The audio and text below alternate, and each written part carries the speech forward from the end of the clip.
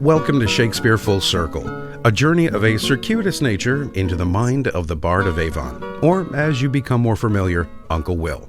I'm your host, Qarie Marshall. I'm very glad you're here. I mean, you know it's for your own good. And just know this is going to hurt me more than it does you. If you haven't guessed it already, today we are going to travel to Denmark for an uncomfortable tale of murder, intrigue, and regicide. You may not like it, but I must be cruel, only to be kind. If you are anything like me when I was younger and I heard those words come out of any adult's mouth, I knew I was in for a pretty rough go of things. But they obviously didn't invent the phrase. That, it seems, fell to our humble Stratfordian playwright somewhere between 1599 and 1601, being first heard by a London audience some years later in the Globe Theatre. It appears in Act 3, Scene 4 of Shakespeare's arguably most famous play, Hamlet. We set the scene. Our pouty Dane has been summoned to his mother's bedchamber to discuss his behavior following the death of his father and the hasty remarriage of his mother to his uncle, who, by the way, spoiler alert, at this point has been fingered as his father's murderer by none other than the ghost of Hamlet's dead father. Just before he enters, Ophelia's father and advisor to the king, Polonius, hides himself behind an arras to listen in on the conversation. Now, Mother, what's the matter? Hamlet, thou hast thy father much offended. Mother, you have my father much offended. Come, you answer with an idle tongue. Go, you question with a wicked tongue. Things become heated when Hamlet threatens his mother with some stern self-reflection. You are the queen, your husband's brother's wife. And would it were not so, you are my mother. Nay, then I'll set those to you that can't be. Come and sit you down, you shall not budge!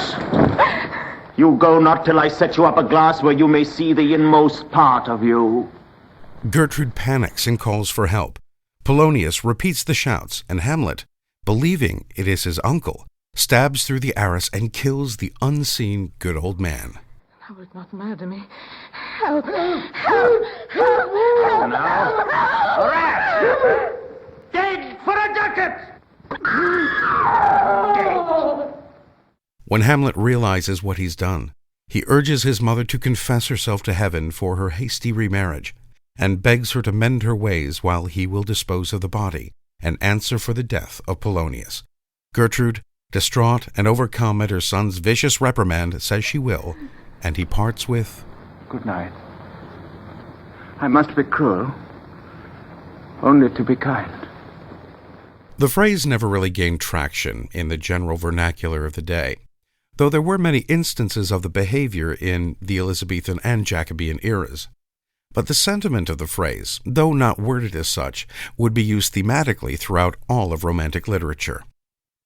The idea seeped into English culture probably most notably with Victorian Stoicism. If I'm forced to endure it, then it must be good for me. Now eat your boiled cabbage. We can trace the strands of that sentiment as it began to flow through parts of our society, from Wild West cowboys to corporal punishment in education, and even into military training.